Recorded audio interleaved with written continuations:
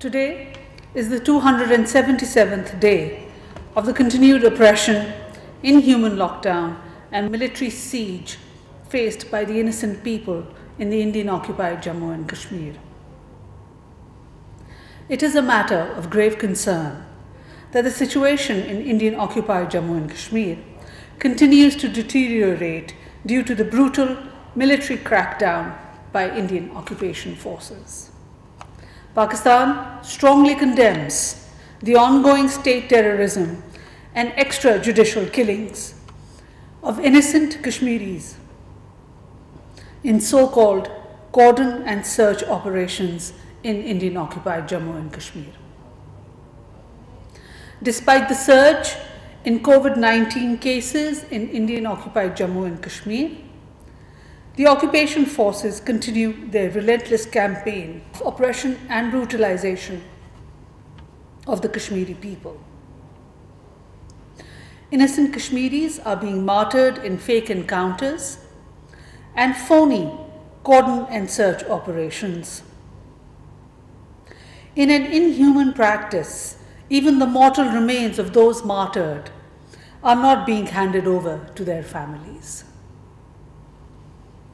Thousands of Kashmiri men, women, and children are taking to the streets to protest against Indian brutalities and to let the world community know that they reject Indian illegal occupation. Since yesterday, the Indian occupation forces have again completely shut down the internet in the Indian-occupied Jammu and Kashmir after the life of another local Kashmiri resistance fighter was taken in a so-called encounter. There are reports of Indian security forces firing pellet guns and live bullets on peaceful protesters, killing at least one innocent Kashmiri and wounding scores of others. These Indian actions are highly condemnable. India must realize that it cannot break the will of the Kashmiri people and suppress their indigenous resistance movement through the use of force. The intensified resistance in the Indian-occupied Jammu and Kashmir is a direct consequence of Indian campaign of oppression and brutalization of the Kashmiris. We also categorically reject, once again, the baseless Indian allegations of infiltration, which are designed to divert attention from India's grave human rights violations in the occupied Jammu and Kashmir, and to create a pretext for a false flag operation.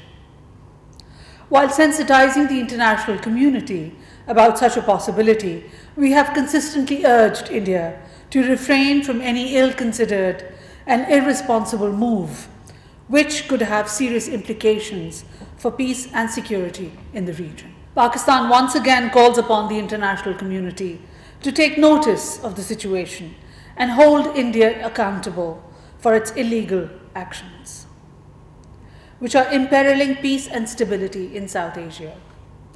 We also urge the world community to work for ensuring the peaceful resolution of the Jammu and Kashmir dispute in accordance with the UN Security Council resolutions and the wishes of the Kashmiri people.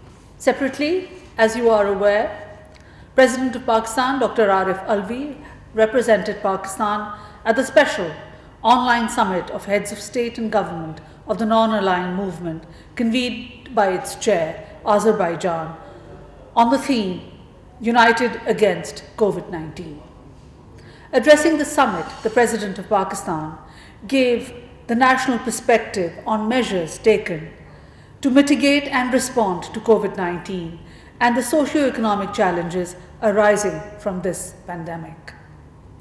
Pakistan's national response includes targeted approach of containment, strengthening health system, and financial support to individuals and small businesses who are vulnerable. President stressing that the crisis should be converted into opportunity, President Alvi underscored the importance of a holistic response to COVID-19 with broader development dimensions taken along with addressing the health system challenges.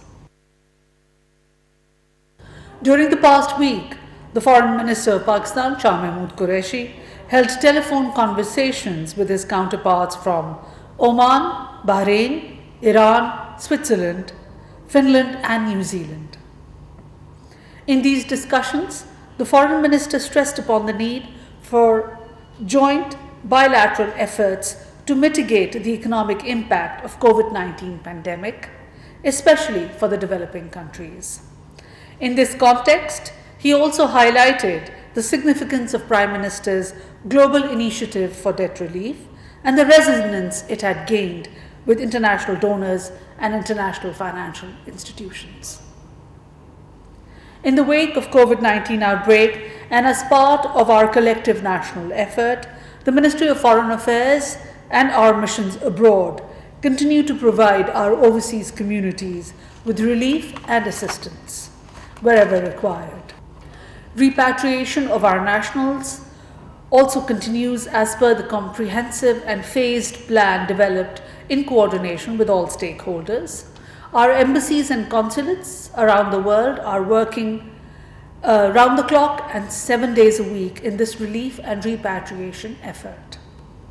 As part of the fourth phase of repatriation plan between the 1st to the 5th of May 2020, through 6 special PIA flights, 1,122 Pakistani nationals were brought back from Dubai, 252 from Qatar, 111 from Bahrain, 252 from Sudan, which also included 214 Tablighi Jamaat members, 221 from Kenya, 273 from the UK, 40 from Sri Lanka, 132 from the Republic of Korea, and 56 Pakistani nationals from 5 European countries, including the Netherlands, Belgium, Germany, Hungary, and Switzerland. In addition to this, in the last few days, 193 Pakistani nationals have been repatriated from India through the Wagah-Atari crossing point. We thank all these governments and their authorities for their cooperation in facilitating a smooth repatriation of our nationals. So far, from 21st of March to 6th May 2020, 19,329 of our nationals have returned home safely from different countries around the globe. This also includes 762 members of the Tablighi Jamaat who were stranded in different countries, as well as 868 prisoners. The number of Pakistani nationals still awaiting repatriation in different countries is 108,592. Plans for their smooth and safe repatriation are also underway, and they will be brought home according to the plan made. Thank you.